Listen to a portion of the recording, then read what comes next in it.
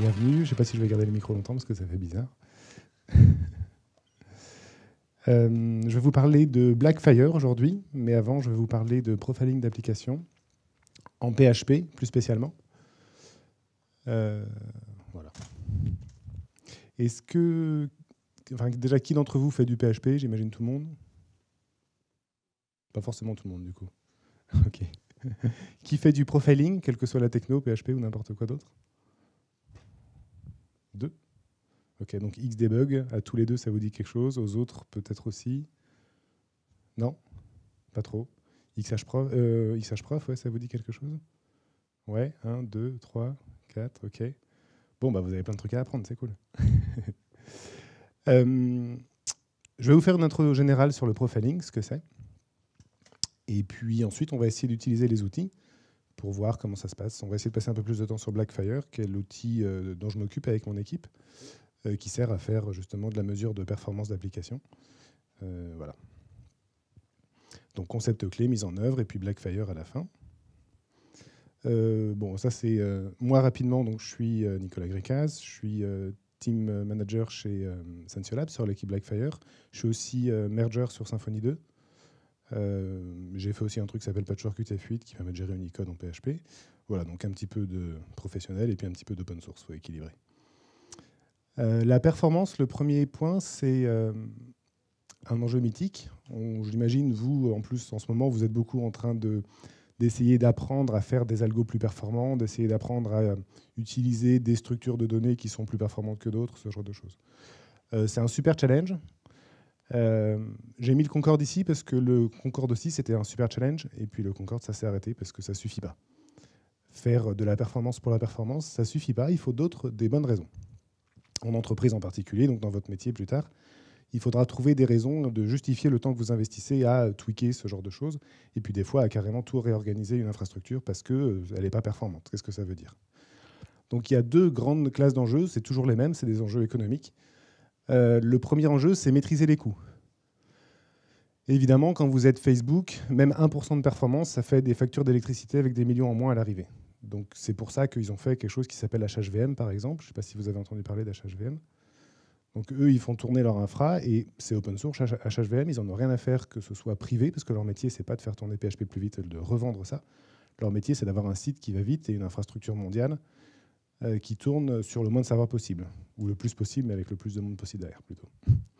Nous, à notre échelle, ça veut dire que les clusters que vous allez acheter chez Amazon, acheter dans vos cloud providers, ou alors même chez OVH, vous allez prendre des dédiés ou des choses comme ça, il en faudra moins si vous avez de la performance. Il faudra aussi des machines moins puissantes. Ça aussi, ça va être un facteur économique. À un moment, vous allez pouvoir prendre des petits clusters avec des petits processeurs, ça va vous coûter beaucoup moins cher que des gros clusters ou que des grosses machines individuelles, parce que là, vous avez un algo, vous êtes obligé d'aller vite, et pour aller vite, il faut un gros CPU. Donc, maîtriser les coûts.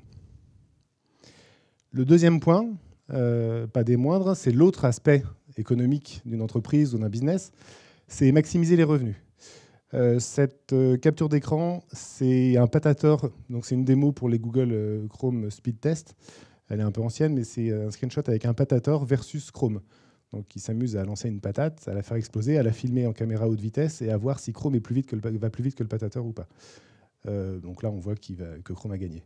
Pourquoi ils ont fait ça? Google, Yahoo avant, je crois, ils ont fait des analyses comportementales. Ils ont juste essayé de corréler le taux de clic sur la homepage au temps d'affichage de la homepage.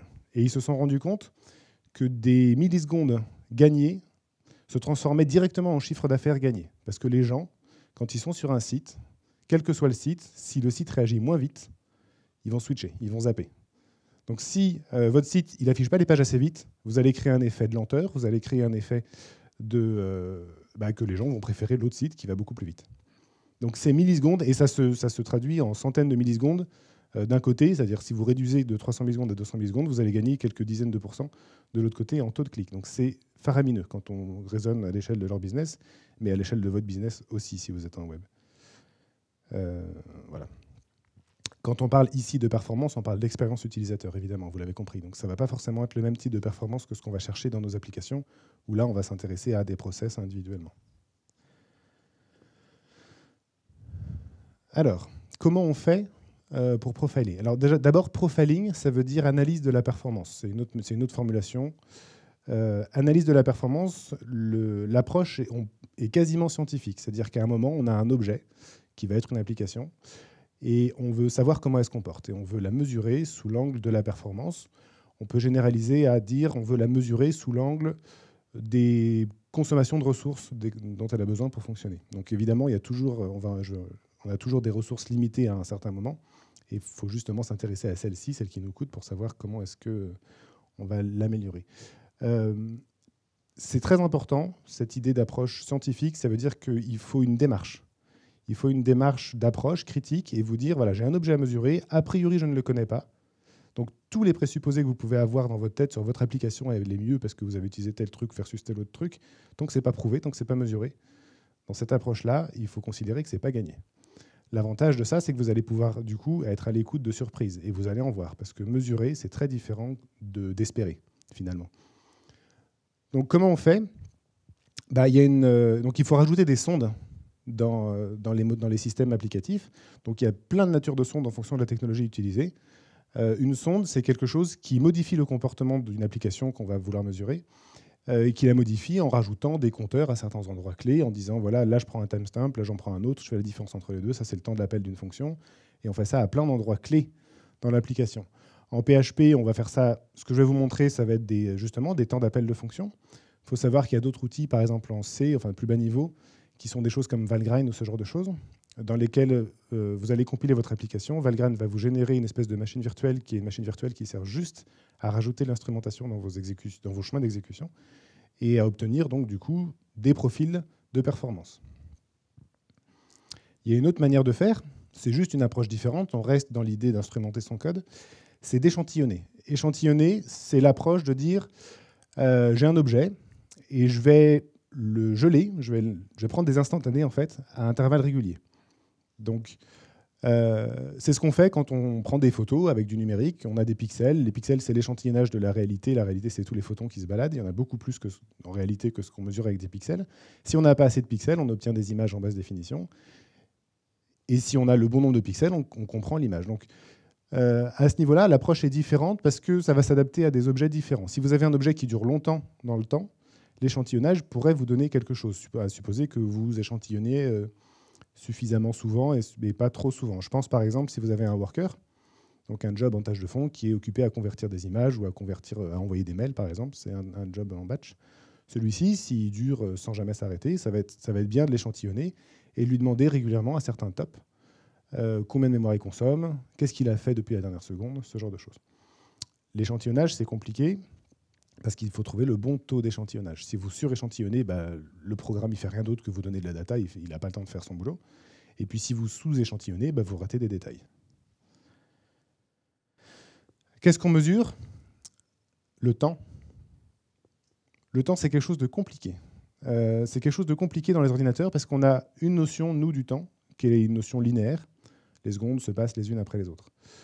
Dans un ordinateur, le temps, c'est pas ça. Dans un ordinateur, il y a plusieurs CPU. Donc quand vous attendez une seconde, l'ordinateur, s'il a 8 corps, il a fait 8 secondes de calcul à supposer que vous les ayez bien utilisés, les 8 corps. Donc du coup, quand vous allez avoir des métriques de performance derrière par rapport au temps, par exemple, il va falloir vous poser la question, qu'est-ce que je mesure ? Quel est le sens, la signification de la donnée que je suis en train de collecter ? Le wall time, c'est ce temps, wall time, parce que c'est le temps sur le mur. Le temps sur le mur, c'est les horloges, donc c'est le temps que nous, on expérimente, qu'on vit. C'est typiquement utile pour l'expérience utilisateur, puisque justement, c'est le temps qu'on vit. Un autre temps, ça va être le temps des entrées-sorties. Donc là, on rentre déjà un peu plus dans le détail du temps. Mais le temps, on va dire, voilà, il y a mon CPU qui fait 1 seconde de calcul pour moi. Et puis, il y a mon CPU qui attend tout simplement 1 seconde d'un retour de base de données, par exemple, parce qu'on a envoyé une requête et puis on n'a plus rien à faire en attendant. Donc, du point de vue de notre application, le fait de pouvoir différencier les deux, ça va vous permettre de dire, OK, là, j'ai passé beaucoup de temps dans mon PHP ou pas beaucoup de temps dans mon PHP. Donc, du coup, est-ce que ça vaut le coup de travailler la performance de mon PHP ? Peut-être pas. Peut-être que vous allez tout simplement avoir à rajouter un index sur la requête SQL et ça sera le premier truc qui vous fera avancer en performance. J'espère que vous mettez des index.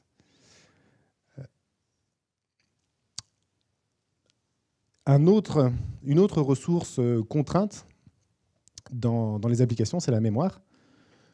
Donc là, la mémoire, ça va être aussi très rapidement corrélé à la performance et au CPU, parce qu'en général, pour allouer des grandes structures de données en mémoire, il faut beaucoup de CPU. Donc, et puis généralement, les structures sont complexes, donc le temps de les construire, on voit aussi une corrélation assez nette entre la mémoire et le CPU, mais pas forcément. La mémoire, c'est aussi quelque chose de limité, donc ça vaut le coup de le suivre. De nouveau, ici, on peut se poser la question de quelle mémoire on mesure. Moi, dans Blackfire, et puis nos prédécesseurs, Xdebug, XHProf, mesurent deux types de mémoire, la mémoire instantanée et l'enveloppe mémoire.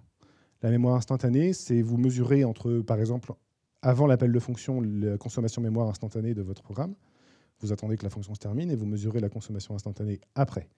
La différence entre les deux, elle peut être positive, elle peut être négative. Si votre fonction elle a un effet de bord qui est d'allouer de la mémoire et de ne pas la libérer, ça augmente.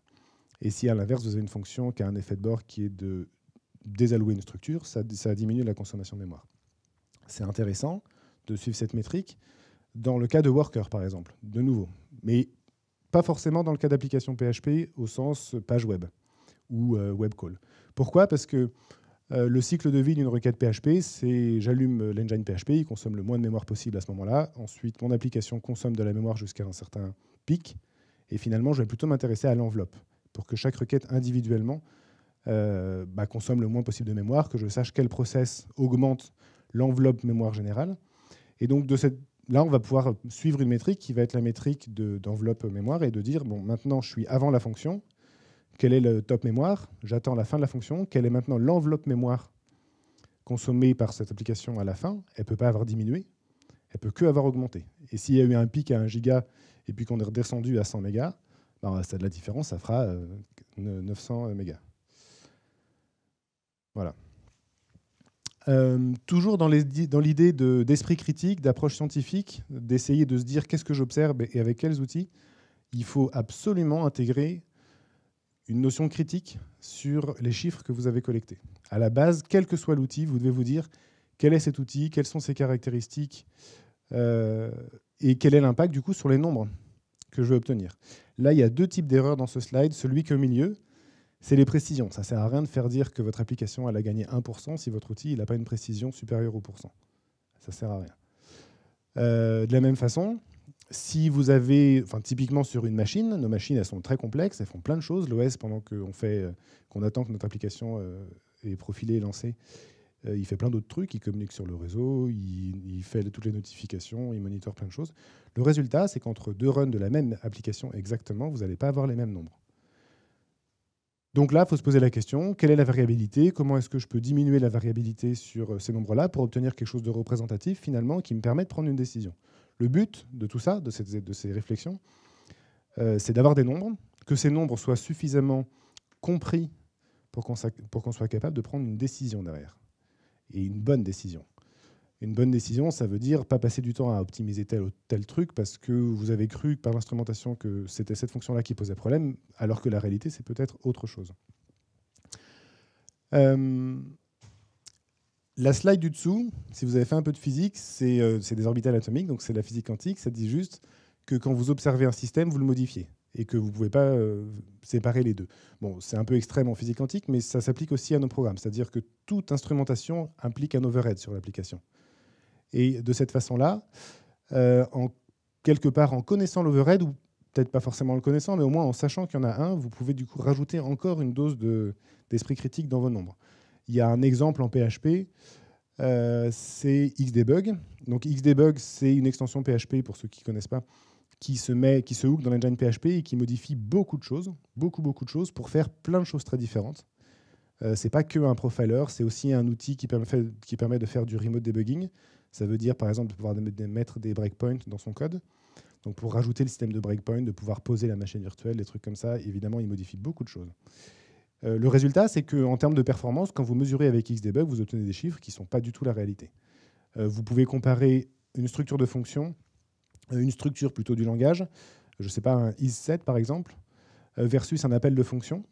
Et il se trouve que comme elles ne sont pas instrumentées de la même façon, les appels de fonction sont instrumentés de façon plus complexe, vous allez obtenir des écarts qui vont peut-être vous faire pencher du côté de isSet, ce qui est une bonne chose, mais l'écart sera faux. Donc vous prendrez vos décisions sur des nombres faux.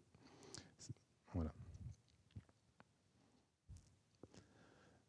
Une fois qu'on a des nombres, il faut pouvoir les exploiter. Les nombres, on peut en avoir des mégaoctets, des gigaoctets sans problème, ça c'est pas un souci. Le problème, c'est justement ensuite de les condenser, de les représenter pour que qu'on puisse chacun prendre une décision. Donc là, il y a deux grandes classes de manière de faire. Il y a les séries temporelles. Donc les séries temporelles, c'est tout simplement mettre le temps en abscisse, et puis de mettre la call stack ici en ordonnée. Donc là, ce que ça veut dire, c'est que la largeur de l'écran, c'est 100%, enfin même un peu plus parce que ça déborde, c'est 100% du temps d'exécution de votre page.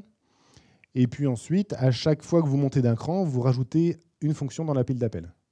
Donc là, on se rend compte que voilà, il y a ici 70%, 60-70% qui a été pris du temps qui a été pris par cette fonction-là, qui elle-même a appelé celle-ci. Donc ça, c'est toutes les layers intermédiaires générales. Et puis à un moment, on fait des petites choses qui sont des fonctions qui individuellement prennent très peu de temps. Donc ça nous permet comme ça d'identifier sur l'axe chronologique les grandes séquences d'exécution de notre application. Cette représentation a un défaut, au moins, c'est qu'elle ne va pas vous agréger les coûts in fine de toutes les petites fonctions. C'est-à-dire que là, les petites fonctions qui sont en haut, et il y en a plein qu'on n'a pas affichées parce qu'évidemment, il y a beaucoup plus de petites fonctions dans l'exécution d'un code, peut-être qu'en agrégeant tous les petits trucs comme ça, vous allez vous rendre compte qu'il y a une fonction, toujours la même, que vous avez appelée 10 000 fois, qui, à chaque fois qu'on l'appelle une fois, c'est un pouillem, mais 10 000 pouillem, ça fait pas un pouillem, ça fait beaucoup. En PHP, il y a un exemple, c'est l'autoloader. Évidemment, l'autoloader, individuellement, chaque classe est très rapide à charger. Maintenant, il y en a beaucoup des classes dans une application PHP. Et si vous appelez 500 fois l'autoloader, ce qui va être assez typique, vous allez vous rendre compte qu'il y a peut-être 15% de votre temps applicatif qui passe là-dedans. Donc, il y a des techniques pour améliorer déjà ça. Et si on peut passer le 15 à 5 ou même déjà à 10, ça peut faire déjà de la performance gagnée pour pas grand-chose. Pour représenter du coup les fonctions de façon agrégée, on utilise des profils statistiques. Donc des profils statistiques, ça c'est une capture d'écran de Blackfire d'il y a quelques mois. Mais c'est quelque chose d'assez classique. C'est l'idée de dire on va créer un graphe général. Chaque nœud, donc chaque boîte ici, c'est le nom d'une fonction, c'est une fonction. Et puis on va lui donner un pourcentage. Et le pourcentage, ça sera la somme de temps ou de mémoire ou de n'importe quoi consommé par cette fonction. Donc là, on va se rendre compte ici qu'on a notre autoloader justement qu'on a appelé au moins 83 fois, mais en fait, il y a les autres ici qui doivent compter aussi pour plus que ça. Et donc, de façon agrégée, on va pouvoir se rendre compte ici que l'autoloader prend, sur cet exemple, 26 et quelques %. Quand on représente les données de cette façon-là, il y a deux choses qui ont changé par rapport à la représentation précédente. Les deux choses, c'est qu'on n'a plus de temps. Là-dedans, vous ne savez plus du tout à quel moment toutes ces fonctions ont été appelées. C'est une dimension qui a été perdue. A priori, de mon expérience, ça n'a aucune conséquence sur la réflexion. Donc, par contre, il ne faut pas essayer de retrouver du temps là-dedans. Il y a un deuxième truc qu'on a perdu, qui est moins évident à voir, même si je vais essayer de vous l'expliquer, et puis ça va peut-être vous paraître évident, mais c'est que vous n'avez plus l'information sur la stack trace. Vous ne savez plus quelle fonction a appelé quelle fonction, qui a appelé quelle fonction. Vous savez juste la relation d'appel appelé à un niveau. Ça veut dire que là, tout ce qui est là, on ne peut pas savoir quel chemin a permis d'y arriver précisément. On sait juste qu'il existe un chemin qui permet éventuellement d'appeler la fonction de classe en passant par les autres fonctions d'en haut. J'essaierai de vous montrer ça sur un graphe tout à l'heure. Ici, à contrario, on sait que cette fonction a appelé cette fonction, dans cet ordre-là très précis. Donc on a l'information sur la séquence complète de la pile d'appel. A priori, ce n'est pas forcément gênant non plus. Donc, souvent, on travaille la performance avec des profils statistiques plutôt que des séries temporelles. Même si ces graphes-là sont super sexy, parce que du coup, c'est joli. On appelle ça des flame graphs, ça fait un feu, c'est super beau. Voilà, vous allez en voir. Ce n'est pas forcément évident de réfléchir avec ça comme information. Comment on fait ? Ok, ça c'est un slide intermédiaire. Comment on fait ? Aujourd'hui, a priori, il n'y a pas grand monde qui a levé la main tout à l'heure pour dire qui avait déjà fait du profiling. On pense, c'est un petit peu le point de départ de Blackfire, que c'est dommage. Et on pense qu'il nous manque une classe d'outils qui nous permettrait d'intégrer la performance dans le quotidien. On a des tas d'outils qui permettent de faire de la performance au quotidien. La performance est une feature. C'est ce qu'on a vu tout à l'heure au tout début avec l'idée de maximiser les revenus. C'est-à-dire qu'une application qui est plus performante qu'une autre, ça peut être la feature qui fait qu'elle marche mieux qu'une autre. On a tous, j'espère pour vous, des suites de tests unitaires. En tout cas, vous connaissez sûrement la méthodologie. Donc l'idée, c'est que vous développez une application et vous vous assurez de façon automatisée qu'il n'y a pas de régression dedans. Là, on parle de comportement. Maintenant, en termes de performance, c'est la même chose. On aimerait bien, on pense, qu'intégrer à la fois la performance ou le souci de performance sur le poste individuel du développeur, qui, comme il actualise sa page aujourd'hui, se rend compte que sa page, ce n'est pas une belle 500 ou que ça ne crache pas en plein milieu. Et bien, en termes de performance, même chose. Avec Blackfire, par exemple, on peut très facilement déclencher un profil et se rendre compte d'une évolution ou pas, positive ou négative, en termes de juste sur l'angle de la performance. Et donc ici, on va essayer d'intégrer Blackfire et puis ces classes d'outils finalement dans la chaîne de production, d'industrialisation du métier. Ça, c'est l'outil, enfin c'est une capture d'écran de l'outil historique qui marche encore très bien, qui s'appelle KCacheGrind. Est-ce que vous avez déjà vu ces écrans-là? Vous avez déjà généré des trucs comme ça? Ouais, 1, c'est tout? 2, ok. Comment vous faites pour traquer la performance, les autres? Traquez pas? Donc c'est juste un feeling en disant c'est trop lent, c'est pas assez lent. Et puis si c'est suffisamment lent, on s'en fout, c'est ça?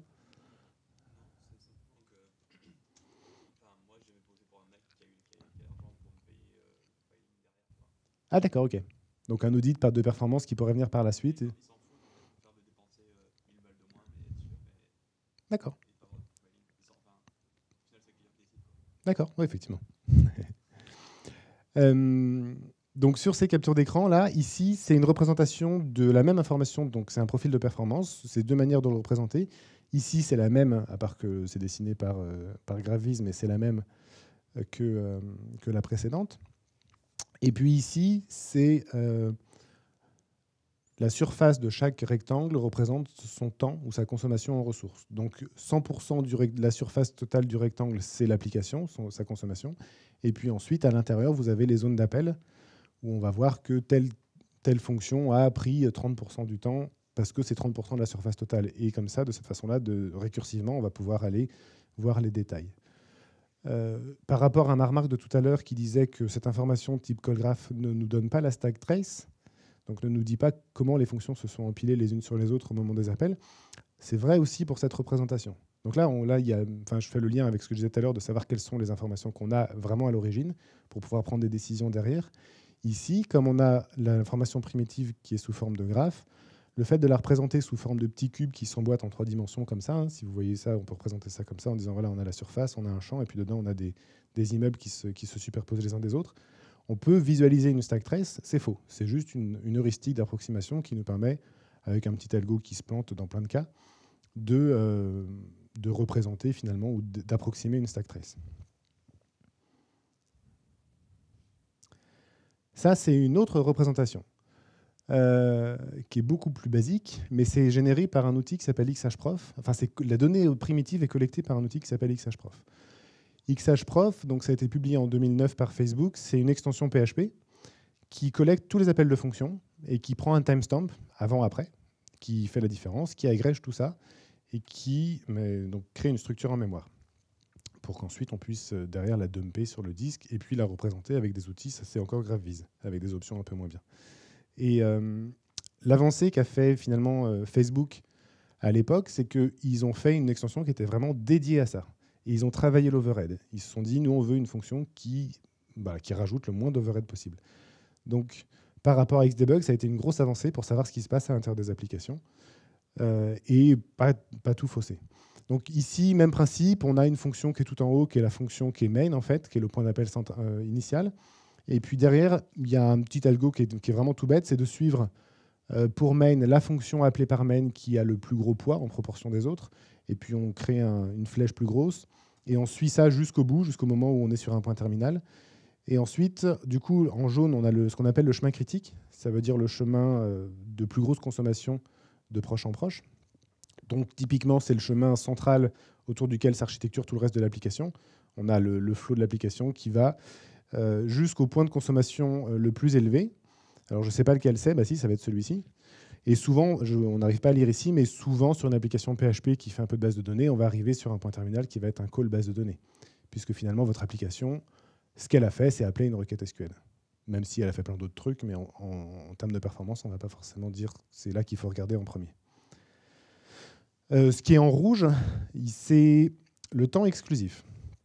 Alors là, on va rentrer dans des détails un petit peu plus techniques, précis, pour interpréter ces graphes-là. Mais donc, sur chacune des fonctions, vous avez un temps qu'on appelle le temps inclusif. C'est la somme, c'est le temps qu'elle a pris en agrégeant tous les appels individuels qu'on a pu lui faire. Si on l'appelle une fois, qu'elle prend une seconde, on l'appelle deux fois, voilà, elle prend une seconde aussi, ça fait que son temps inclusif, c'est 2 secondes. C'est pas très compliqué, son nombre d'appels, c'est 2. Donc sur ce genre de choses, le temps inclusif n'est pas signifiant en tant que tel, parce qu'il y a un autre temps qui est le temps exclusif. Et le temps exclusif, c'est la différence entre le temps inclusif, donc le temps total de la fonction, auquel on a soustrait tous les appels que cette fonction elle-même a fait. Donc la différence entre les deux, c'est le temps que la fonction a passé à l'intérieur d'elle-même à juste faire des trucs. Parce que, comme on instrumente que les fonctions, ça veut dire qu'elle a peut-être eu un algo avec que des boucles forts, que des incrémentations, que des trucs qui sont de l'ordre de la structure de langage qu'on n'a pas instrumenté.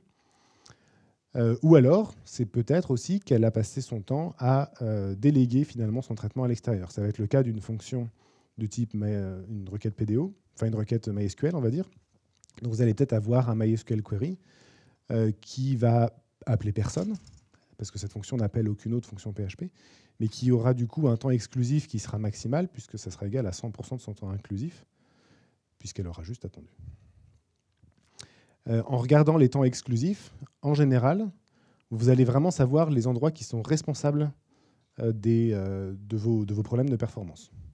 Donc, sur un autoloader, ça va être un file exist, par exemple, parce que vous allez vous rendre compte que l'autoloader, il fait plein de file exist, et que file exist, il fait que attendre une réponse de l'OS, il n'appelle rien derrière. Donc, j'ai aussi parlé des requêtes SQL, ce genre de choses.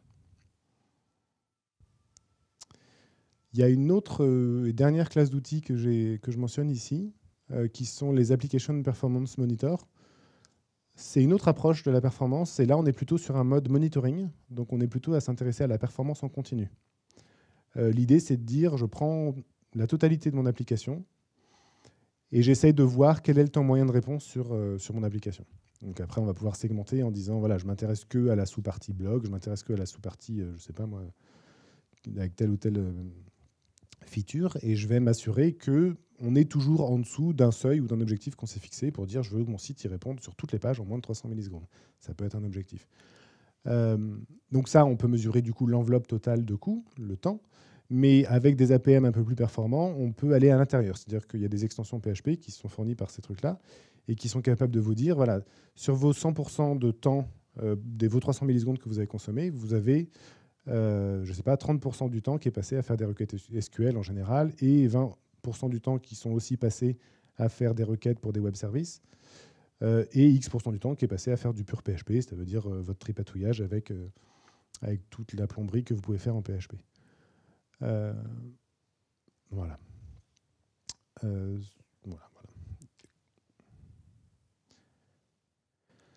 Cette approche-là est plutôt adaptée, on va dire, à de la production.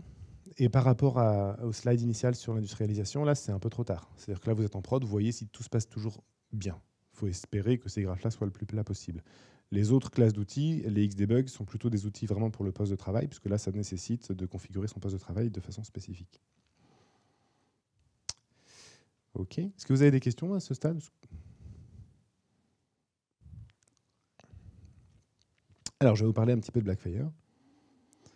Donc, Blackfire, c'est un outil pour vous aider à faire du profiling, tout ce dont je viens de parler. En termes d'architecture, c'est on va dire quatre grandes classes de composants. Donc, ici, sur la gauche, c'est le serveur. Le serveur, c'est nos instances qu'on a chez notre fournisseur de machines, qui fournit toute l'interface de visualisation. C'est-à-dire que l'interface de visualisation, elle est sur le web. C'est pas comme KakaJRAN, qui est un outil en local. Celui-ci, c'est sur le web.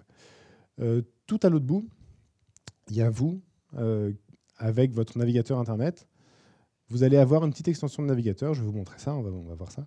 Donc, c'est une extension qui va rajouter un petit bouton dans le navigateur et qui va vous dire « Ok, cette page-là, je veux la profiler ». Donc en un clic, vous déclenchez un profiling.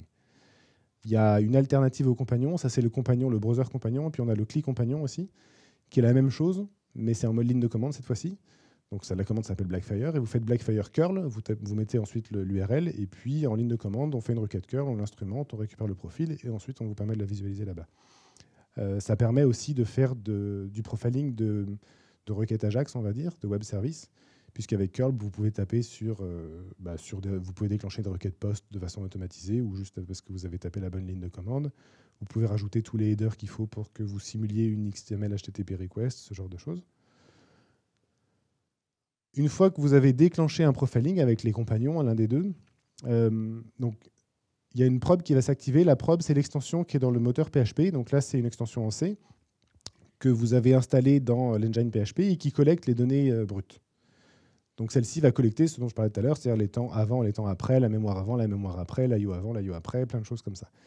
Et in fine, celle-ci va vous envoyer les datas à un agent, qui est un service qui tourne, qui attend de la data, qui est sur votre machine aussi, et qui du coup bufferise les choses. Alors, bufferise et aussi agrège.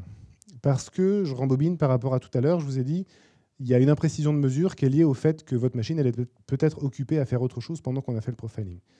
Donc là, on a une solution là-dedans, c'est de rejouer la requête. De façon automatisée, on va vous la jouer une dizaine de fois et on va faire la moyenne de tout ça. Donc la moyenne va nous lisser les pics et va vous permettre d'avoir des profils qui seront finalement reproductibles. Vous ferez 2 fois le même, vous aurez une variabilité qui sera beaucoup moins importante que si vous en prenez 1, puis 2, puis vous les comparez, puis ça se trouve, il y a 10% d'écart, mais ce n'est pas lié à un patch, c'est juste lié à la machine. Donc l'agent, il a ce job-là, en plus du job de bufferiser par rapport aux latences réseau, ce genre de choses, puisque là, on est en local entre la probe et l'agent, donc ça va très très vite, la communication entre les deux. Et puis ensuite, évidemment, on a Internet entre l'agent et nos serveurs. Et là, donc, on veut pouvoir bufferiser et ne pas ralentir le serveur PHP. Donc l'agent nous envoie la data. Ce setup-là, il fonctionne aussi en prod. Ça veut dire que tous les éléments que vous voyez, alors le compagnon, il est toujours sur le poste de travail, sur le poste de l'individu. La probe, ça tourne en prod. Ça veut dire que vous pouvez avoir un site qui attend, qui fait rien. Et puis si vous venez avec le bon header, avec les bons tokens d'authentification, elle s'active et ensuite elle permet de faire le boulot. L'intérêt, c'est que ça permet de savoir ce qui se passe en prod. Je vais vous montrer des petits exemples. Ok, demo time, ça tombe bien. Parce que finalement, je vous ai présenté tout ça sous l'angle du profiling, sous l'angle de la performance. Vous allez voir qu'en fait, avec un profil de performance, c'est plus que la performance qu'on regarde. On regarde comment ça se passe à l'intérieur d'une application. Et ce n'est pas forcément donné de voir comment l'application se comporte à l'intérieur. Je vais essayer donc maintenant de passer, de vous montrer comment ça marche, quoi, tout simplement. Hop.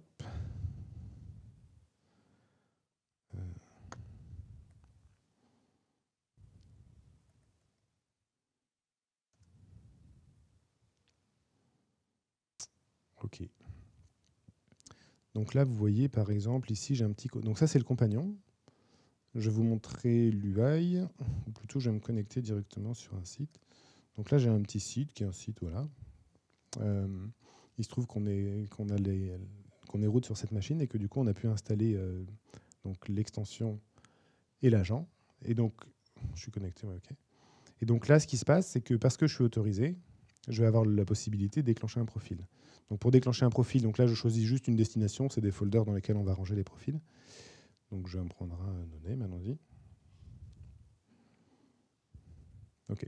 Donc là, ce qui se passe, c'est qu'on est en train de rejouer la même requête. Donc en fait, on refresh la page en tâche de fond pour générer ce truc-là, là, cette page que vous voyez derrière sur Labomedia. Donc le profil est terminé, maintenant je peux le voir.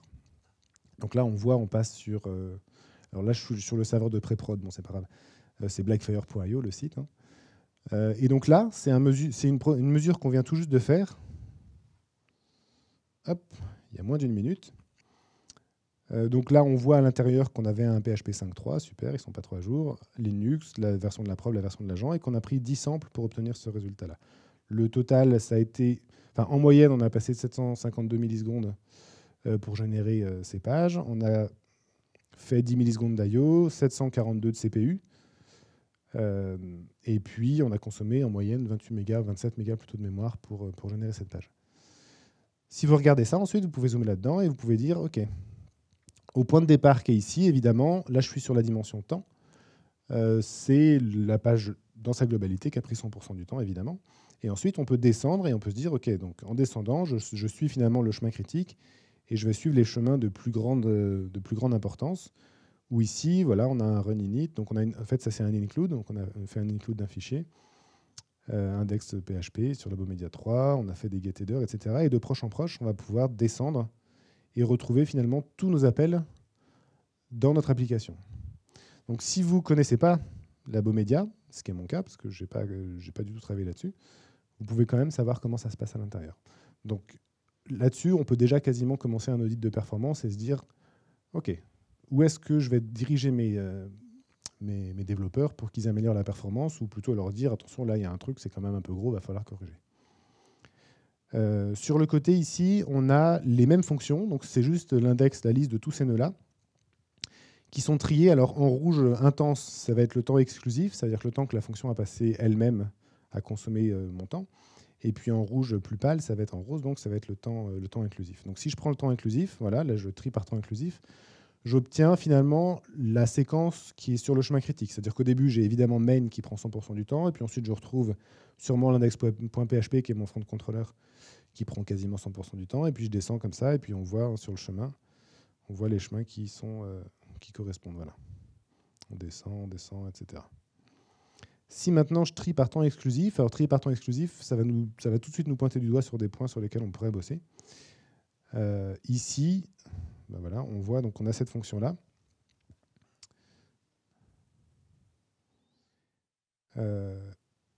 Et donc là, les MO, je ne sais pas si ça vous dit quelque chose, les MO. Non. Donc les MO, c'est un système de traduction. C'est un système d'internationalisation, c'est une base de données, c'est getText qui fait ça, qui permet de gérer la traduction sur un site, en fait. Et là, si vous regardez aussi le reste de l'application, par exemple ce truc-là, je ne sais pas si... Ouais. Cet appel-là, là, vous voyez, ça c'est un fichier. Le fichier, il s'appelle WP Settings. Donc en fait, on est sur un WordPress. Donc là, on se rend compte que WordPress n'a pas du tout optimisé sa gestion d'internationalisation et consomme juste 5% de son temps à gérer des MO, alors qu'on sait, par exemple, sur ce plan-là, qu'on a des techniques pour mettre en cache ces trucs-là et pas avoir besoin d'ouvrir le fichier getText et puis de l'analyser avec toute la lourdeur que ça a, parce que ce n'est pas une base de données faite pour les accès rapides. Loin de là. Voilà.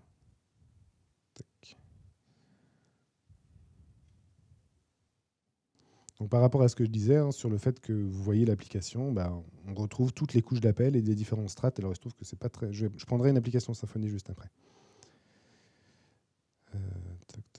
Okay. Alors, on peut aussi changer de dimension. Ça veut dire que si vous voulez savoir pourquoi est-ce que vous avez consommé 10 millisecondes d'IO, vous allez pouvoir avoir le même graphe, mais cette fois-ci, on va être plutôt orienté IO. Donc là, on va se dire, OK, maintenant, j'ai passé du temps, mais où en termes d'IO? Donc on va retrouver des requêtes, ben voilà, on a un WP Object Cache Get, donc là on se rend compte qu'on a une fonction qui fait de l'IO, qui est une fonction qui est chargée de fetcher le cache. Donc ça veut dire qu'ils ont quand même un système de cache à l'intérieur et qu'ils l'utilisent plutôt bien puisque c'est là-dessus qu'ils passent du temps. C'est normal de passer du temps quelque part. Voilà, je ne vais pas forcément regarder. On peut faire la même chose en termes de CPU, donc là on fait la différence, on enlève tout ce qui est IO, on s'intéresse juste à ce qu'on a fait en PHP et on se dit maintenant, si j'exclus tous les temps que je passe à attendre finalement qu'un autre système me réponde, où est-ce que je vais passer mon temps? Donc là, on va retrouver les MO, mais on va retrouver des apply filters, qui sont des fonctions qu'ils appellent très souvent. Et pareil en mémoire. Donc là, on a un graphe qui est très différent, qui est le graphe de consommation mémoire, qui nous dit, voilà, dans le WP Settings, on doit certainement charger un gros tableau, tous les settings, c'est là qu'on va passer du temps aussi à juste, enfin pas forcément passer du temps, mais qu'on va consommer de la mémoire et qu'on va faire augmenter le plus la mémoire consommée de l'application. Voilà.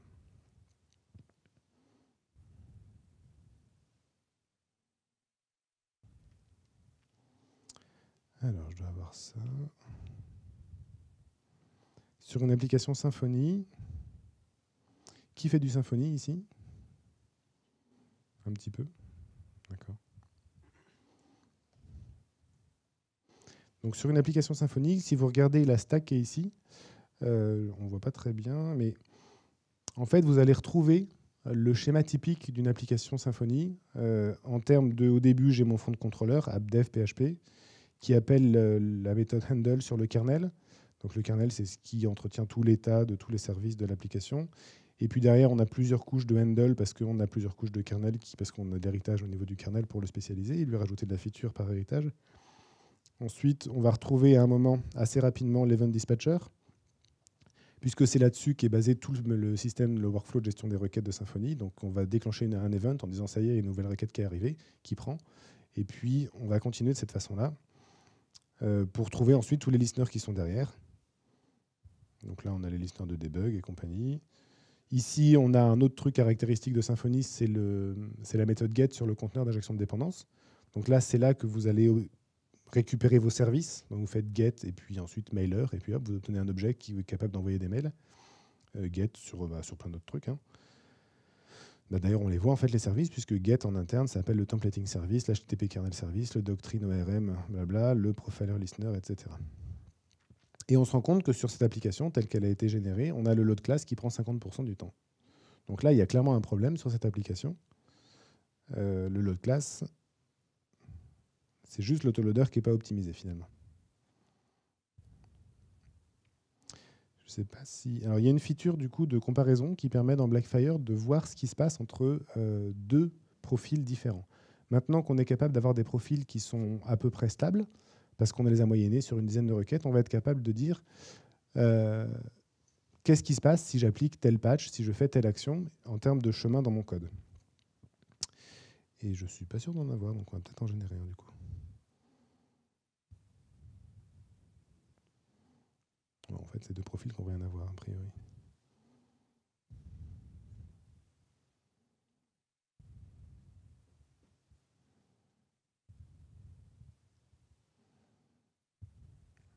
Bon, bah dans ce cas-là, on va générer des profils ensemble. Hop.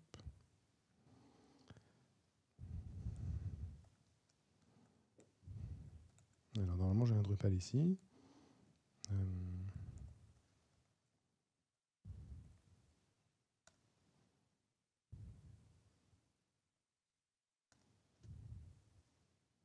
OK, donc prenons cette page.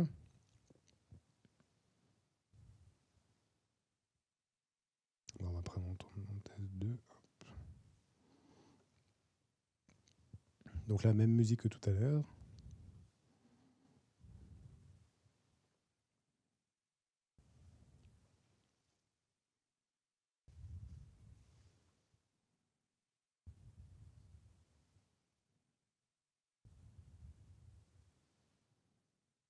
OK. Donc là, on a le profil de performance de ce qui s'est passé pendant qu'on générait cette page-là.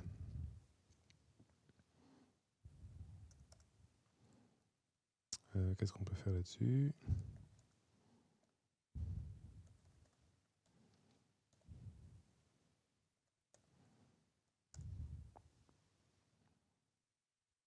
Alors, ce que je viens de faire là, c'est que je viens de dumper la class map de Composer. Je ne sais pas si ça vous dit quelque chose, ça. Composer, ça vous dit quelque chose ?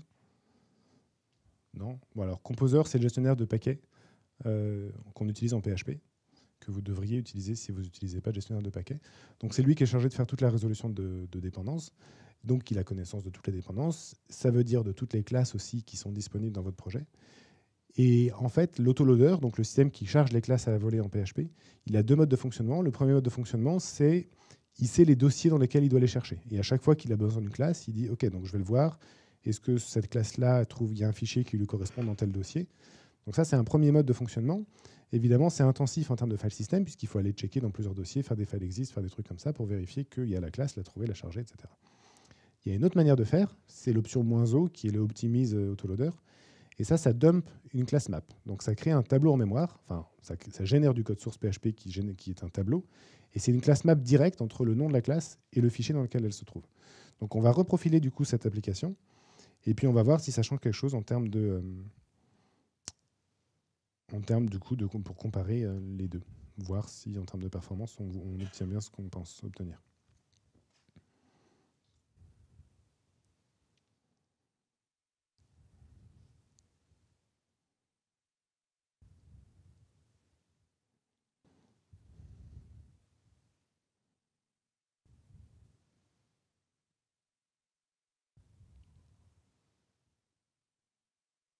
OK. On est parti pour une comparaison.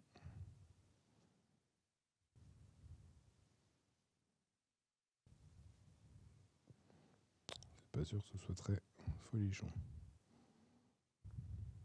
Ça se trouve, le précédent Drupal était déjà avec la classe map. Donc,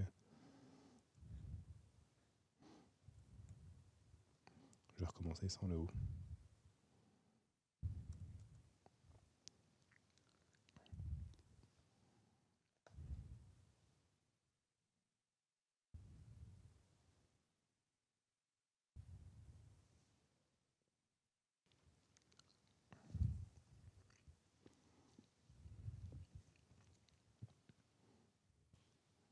Avant de faire ça, je vais vous montrer en parallèle.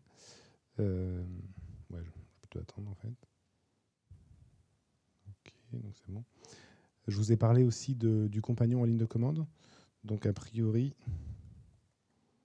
est-ce qu'il va marcher ici? Non, parce que je suis en environnement de dev. Ok. Donc il y a une commande Blackfire, mais comme je suis sur un setup de dev, je vais utiliser CLI.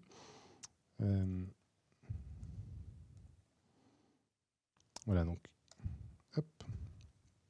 J'ai lancé CLI. Je vais recommencer. Hop. CLI, donc Blackfire, run, composer, install.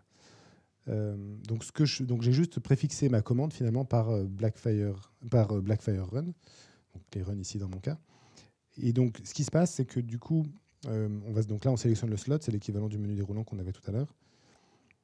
Et donc maintenant, on va finalement faire exécuter la commande, enfin faire tourner la commande, mais en lui rajoutant une variable d'environnement qui va être détectée par la prod, qui du coup va s'activer et va nous collecter la data.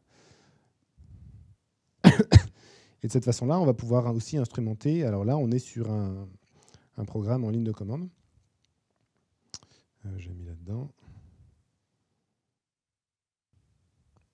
Voilà. Et donc ici, on retrouve l'exécution de notre gestionnaire de paquets, Composer, pour aller voir derrière que là, on voit que par exemple, il a passé pas mal de temps à faire des expressions régulières.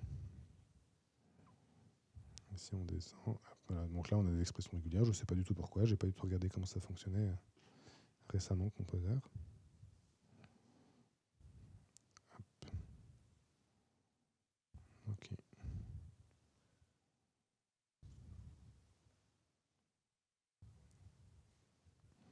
Alors, je ne suis pas sûr d'avoir réussi à faire mon truc sur la classe map. J'aurais dû le tester avant.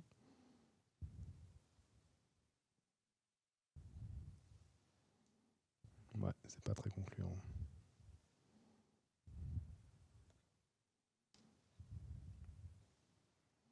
Ouais, j'aurais dû préparer ça avant.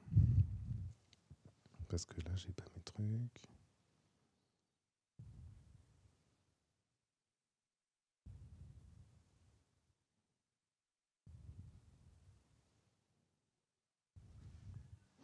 Bon, du coup, je fallback sur un autre setup.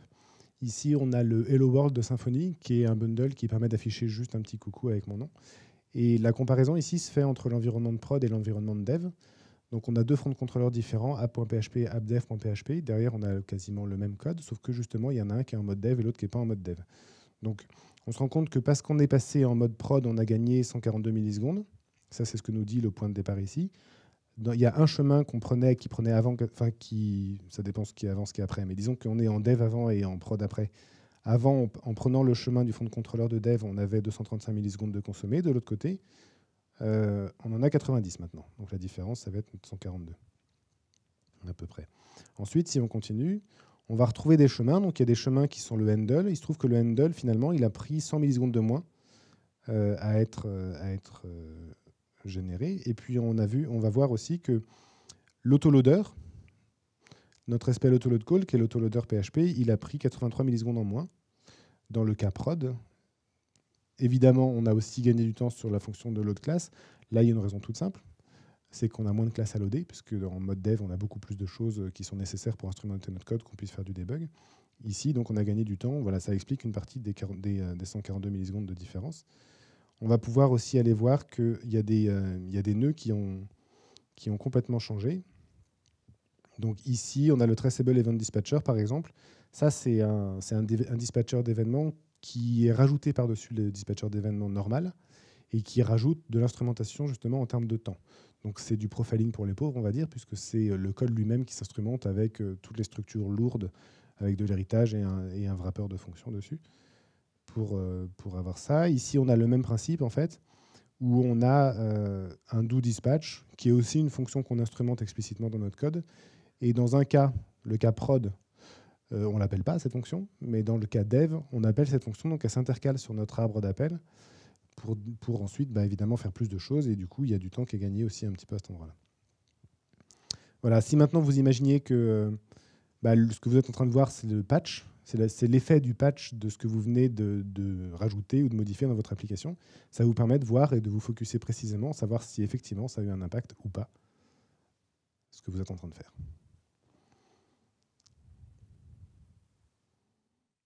Bon, je crois que je vous ai fait un petit tour de tout ça. Est-ce que vous avez des questions ? Ouais. Blackfire, on a lancé la bêta en fin novembre, la public bêta fin novembre, et puis ça fait un peu plus de mois qu'on bosse dessus. Donc c'est un outil tout nouveau. Ouais, Blackfire c'est gratuit. On est en train de préparer une version commerciale, mais tout ce que je vous ai montré c'est gratuit. Et ça va le rester. Le but c'est qu'on fournisse un outil qui soit vraiment utilisé au quotidien par tous les devs PHP. A priori, l'outil de visualisation, toute cette partie-là, n'a rien de PHP, donc on pense même que vous pourriez l'utiliser pour profiler du Node.js, profiler du Ruby, ce que vous voulez. Tout ce qu'il faut derrière, c'est des outils qui vous génèrent de la data, de performance, de profils de performance. On peut déjà importer des profils Node.js, des profils Colgrind, des profils, des trucs comme ça. Et puis on va s'améliorer là-dessus pour aller aussi sur ces technos-là. Pour l'instant, en PHP, si vous n'utilisez pas ça, c'est dommage. Maintenant que vous l'avez.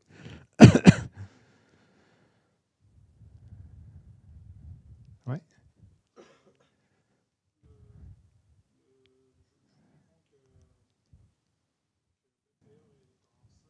Ouais.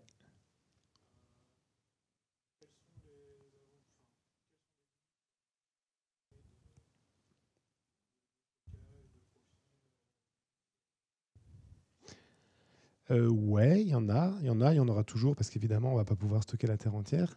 Donc du coup, aujourd'hui, il y a une limite qui est assez simple, mais je pense qu'elle va changer. Donc ici, on a c'est ce qu'on appelle des slots. On a une liste de 20 endroits dans lesquels vous pouvez déposer des... Enfin, 20, moi j'en ai un peu plus, mais tout le monde en a 20 slots. Et vous pouvez mettre qu'un seul profil par slot. Donc ça limite assez rapidement, puisque vous pouvez avoir 20 profils en parallèle. Dès que vous remplacez un profil, ça écrase le précédent. Donc si je pousse de la data dans ce slot numéro 8, ce que j'ai fait tout à l'heure, ça a écrasé la donnée qui était déjà dedans. Non, il n'y a pas moyen de l'exporter. Par contre, il y a moyen de la partager. Ça, c'est une autre feature qu'on a rajoutée. Ça veut dire qu'ici, vous avez un petit bouton qui vous permet de créer un lien. Et une fois que vous avez fait ça, voilà, ça, je peux le balancer sur Twitter, sur ce que je veux. Les gens n'ont pas besoin d'avoir un compte Blackfire pour visualiser le résultat. Et à partir du moment où vous l'avez partagé, il sort des slots et il reste là. Bon, là, je suis connecté, donc il m'a reconnu comme étant connecté, mais a priori, ce profil-là. Donc, il y a des gens qui ont commencé. Je ne sais pas si vous avez suivi Blackfire un tout petit peu, mais donc, ça fait quelques mois, pas beaucoup, qu'on l'a lancé. Et on a un fil Twitter et on est très content parce qu'il se trouve qu'il y a beaucoup de projets open source qui communiquent sur le fait que, grâce à Blackfire, finalement, ils ont un angle d'attaque. Ils peuvent voir ce qui se passe à l'intérieur de l'application. Et il y a, je pense à OnCloud qui a beaucoup travaillé avec Blackfire. Ils ont plein de pull requests en cours avec des screenshots de Blackfire en disant j'ai travaillé à cet endroit-là, voilà le diff, voilà l'impact en termes de performance. Et ils en ont gagné beaucoup comme ça. En ce moment, ils sont en train de faire une performance partie avec Blackfire. Et ce n'est pas les seuls projets qui nous ont... voilà. Ce que moi j'ai remarqué, pour avoir expérimenté Blackfire côte à côte avec des nouveaux utilisateurs, on va dire, c'est que assez facilement, vous pouvez gagner 15% de votre application juste parce que vous regardez ce qui se passe dedans et vous vous dites « Ah, mais c'est con, il y a ça, il suffit que je change et puis clac, ça va disparaître. » 15%, c'est super facile. Avec un outil comme ça, voilà. Un outil comme ça, vous l'utilisez, vous gagnez 15% de performance. C'est pas prouvé, c'est pas statistique, c'est mon expérience. En tout cas, sans outil, vous ne savez pas ce qui se passe à l'intérieur, donc c'est possible qu'il y ait un gâchis quelque part, que vous ne le sachiez pas. Voilà. Au-delà de 15%, ça nécessite de passer à des refactos d'architecture, à moins qu'il y ait un énorme problème. Hein. Mais à un moment, si vous voulez vraiment de la performance, il va falloir réarchitecturer le code pour en trouver ailleurs, quoi.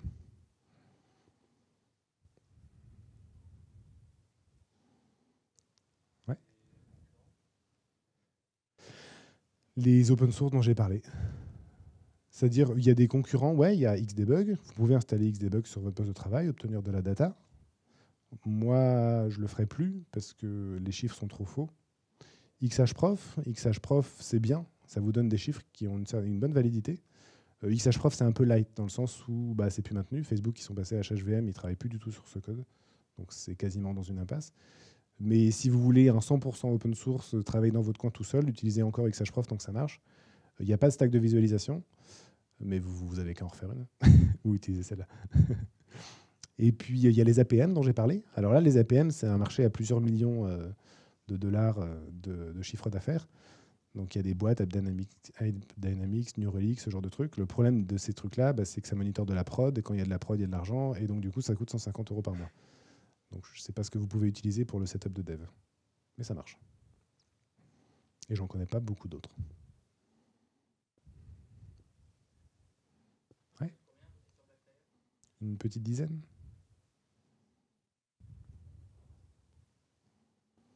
Avec des technos diverses, parce que vous avez vu qu'il y a plein de composants différents. Donc le PHP, on ne le met pas dans le navigateur, parce que ça ne tombe pas là-bas. Et puis le service démon, bah, c'est pareil, c'est pas en PHP, c'est en Go. Donc on a du JavaScript, du Go, on a du C pour la prod, parce que là, il faut se hooker dans l'engine PHP. Sur le serveur, là, on a plutôt du PHP, parce que c'est plus pratique de faire du web avec du PHP. Voilà, rapidement.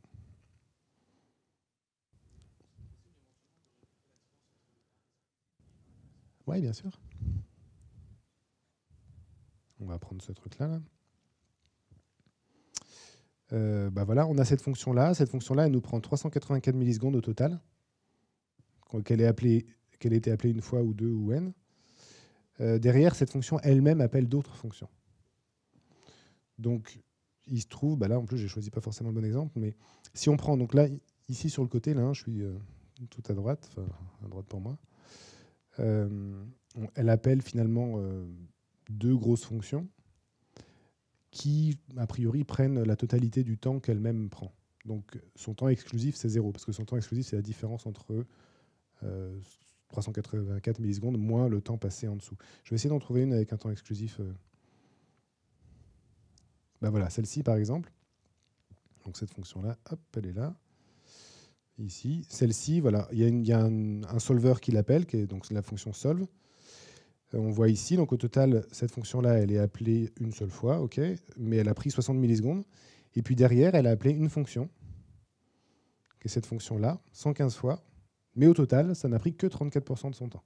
Donc le temps exclusif de cette fonction, bah, c'est les autres 76% de la fonction. Donc voilà, celle-ci, ça nous dit elle a fait quelque chose en propre en interne, sans déléguer la responsabilité de son temps à d'autres. Donc il y a peut-être un algo à améliorer là-dedans. Il va être dans le temps exclusif parce qu'il faut raisonner en termes d'appel de fonction PHP. Et quand vous faites une requête SQL, vous n'appelez pas une autre fonction PHP pour faire la requête SQL. C'est juste la fonction PHP elle-même qui attend. Donc c'est comme si en interne, elle faisait le boulot d'un point de vue instrumentation. Là, j'ai quoi? Ouais, là, j'ai pas de base de données sur celui-là.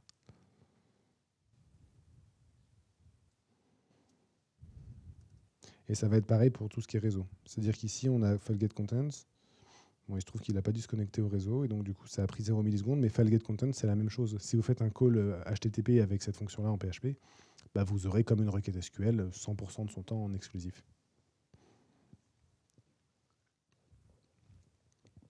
Ouais. On est en train de travailler là-dessus, ouais.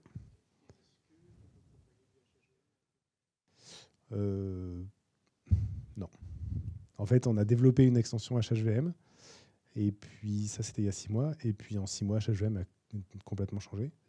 Donc le problème, c'est que c'est un investissement énorme de suivre une cible mouvante comme ça. Voilà, faut taper dans le mille alors que le truc, il se balade en permanence. Et en termes de code, bah, on a fait l'effort à un moment, ça marchait, et puis il faudra qu'on le refasse, mais on va attendre maintenant que HHVM arrête de gigoter dans tous les sens, parce que sinon, on n'y arrivera pas. Ouais, carrément, ouais. On a un mec qui sait comment ça marche à l'intérieur.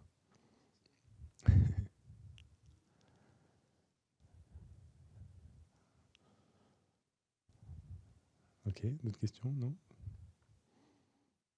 Bon, bah merci à tous alors.